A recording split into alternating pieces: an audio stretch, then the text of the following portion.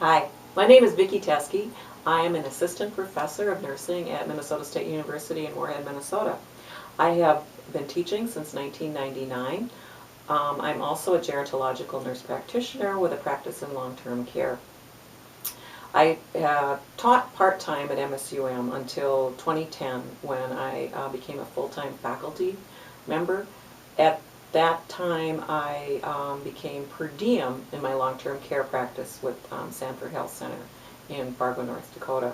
I continue to work per diem simply because I believe that the clinical experience is important in my teaching, but I also need to work per diem because I need my fix on taking care of elderly patients and working with them because I truly love working with them. At MSUM, I've taught a number of classes. I've taught pathophysiology, applied pathophysiology for several years. I teach pharmacology, I teach gerontological nursing. I also teach end-of-life care, which is based on the LNET curriculum. This year I've been teaching pharmacology in the graduate nursing program at MSUM, and I will also be teaching a health assessment class in the spring.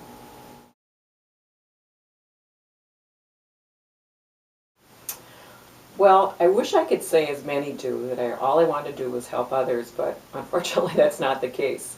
I liked science, and I had a couple of older sisters that were nurses, and they would come home, and I loved listening to their stories, especially the ones about the emergency room. So I'm thinking I probably like the sensational aspect of being a nurse. Also, my parents, who both just had a grade school education, were so proud of my sisters. And so I'm sure that played a part.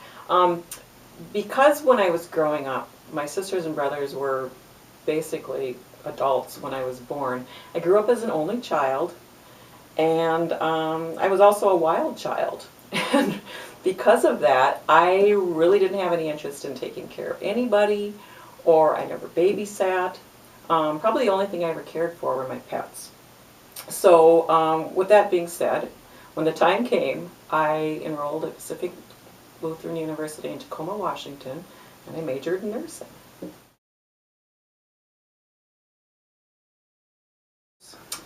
Well, I think it was the summer between my sophomore and junior year of college, and I was fortunate enough to get a position as a nurse's aide, which is what the CNAs were called then, at a Lutheran Memorial Nursing Home in Twin Valley.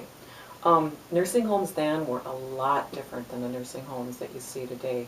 Restraints were the norm, so were the first generation psychotropics like haloperidol, thorazine, Mellaril, all over the place.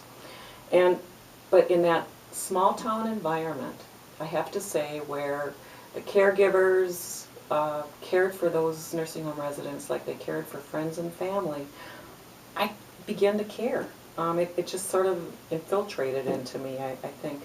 I loved tucking the patients or the residents in at night, and I loved getting up in the morning. I laughed at their stories. We just had a really good time. It was fun. And what reminded me of that was last winter we moved, and I found a poem that I had written shortly after one of the residents had died in that nursing home. And I'm just going to read that poem to you now because it really kind of showed how I finally had, really through my unknowing, had begun to really, really care about these residents. Thoughts of Martha. Thick white hair, beautiful wrinkles, full of so much character to match the twinkly eyes. We sang "Ye are so glad" this Christmas, her and I. She said that this summer we'd have a picnic. She'd make lutefisk, lefse, and spekekjøtt. I can't say it right, of course. Wisdom gained from 94 years of experience, still maintaining a childlike faith in God. A patient of mine died last week. Just an old lady named Martha. Why did I cry then? Because I loved her very much.